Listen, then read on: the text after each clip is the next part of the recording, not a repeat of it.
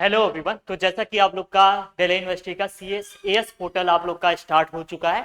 तो कौन कौन से आप लोग के डॉक्यूमेंट्स यहाँ पर लगेंगे, जब आप रजिस्ट्रेशन करेंगे तो कौन कौन से इंपॉर्टेंट डॉक्यूमेंट्स लगेंगे, चलिए उनको हम देखते हैं। ठीक है। और यही नहीं, जितने भी यूनिवर्सिटीज हैं ये सब डॉक्यूमेंट्स आपके पास में होने चाहिए। अगर ये सभी डॉक्यूमेंट्स आपके पास में हैं तो आपको प्रॉब्लम क्रिएट नहीं होगा। अगर आप ड्यू के लिए अगर आप फॉर्म भर रहे हैं, रजिस्ट्रेशन करें, या आप इलाहाबाद यूनिवर्सिटी के लिए रजिस्ट्रेशन करें, या किसी भी यूनिवर्सिटी के लिए अगर आप रजिस्ट्रेशन कर रहे हैं तो आपको प्रॉब्लम क्रिएट नहीं होगा। ठीक है। तो चलिए यहाँ पर आप लोग का देख लेते हैं कौन कौन से आप लोग के इंपॉर्टेंट डॉक्यूमेंट्स हैं, उसको देख लिया जाता है। ठीक है। तो सबसे पहले अगर हम देखें तो ड्यू CSS रजिस्ट्रेशन पोर्टल आप लोग का भाई लॉन्च हो चुका है, मतलब कि खुल चुका है फेज 1 का।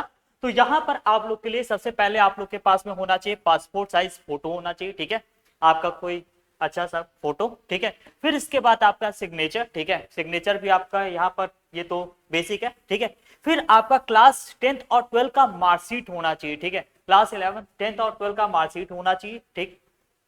क्योंकि क्लास 10 के मार्कशीट से ही आपका जो होता है नेम आपके फिक्स होते हैं। ठीक है। अब यहाँ पर आपके पास में होना चाहिए टीसी और कैरेक्टर सर्टिफिकेट। क्या होता है, बहुत लोग टीसी बाद में कटाते हैं, तो ऐसा नहीं, आपको टीसी भाई पहले से ही आपके पास में होना चाहिए। अगर टीसी नहीं होगा तो प्रॉब्लम क्रिएट हो जाता है। ठीक है। तो यहाँ पर आपके पास में टीसी और कैरेक्टर सर्टिफिकेट होना चाहिए। ठीक है। ये दोनों आपके होने चाहिए। और लास्ट यहाँ पर आप लोग का आता है कैटेगरी सर्टिफिकेट। कैटेगरी सर्टिफिकेट आपके पास में होना चाहिए, वो भी सेंट्रल यूनिवर्सिटी होना चाहिए। ठीक है। सेंट्रल का होना चाहिए, यूनिवर्सिटी नहीं, सेंट्रल आपके पास होना चाहिए। तो जो आपको कैटेगरी सर्टिफिकेट आपके पास में होना चाहिए वो आप लोग के पास में सेंट्रल होना चाहिए। ठीक है। स्टेट का आप लोग का नहीं चलेगा सर्टिफिकेट, पहले बता दे रहा हूं, क्योंकि आप किसी सेंट्रल यूनिवर्सिटी में एडमिशन लेने जा रहे हैं। सेंट्रल यूनिवर्सिटी में आप जब एडमिशन लेते हैं तो आपके पास में जो कैटेगरी सर्टिफिकेट होना चाहिए वो सेंट्रल होना चाहिए। चाहे आप ओबीसी कैटेगरी के हैं, चाहे आप SC या ST के किसी भी कैटेगरी के हैं, तो आपके पास में होना चाहिए कौन सा भाई, सेंट्रल सर्टिफिकेट होना चाहिए। ठीक है। इसके बाद यहां पर आपका जो सर्टिफिकेट होना चाहिए, पहली बात सेंट्रल होना चाहिए। दूसरी बात आप लोग का 1 अप्रैल 2026 के बाद बने हुए जो सर्टिफिकेट होंगे वही आपके लीगल माने जाएंगे, अदरवाइज आप नहीं कर सकते, आपको फिर से बनवाना पड़ेगा। तो आप जल्दी से जल्दी ये सब चीजों पे आप कर लीजिए। ठीक है।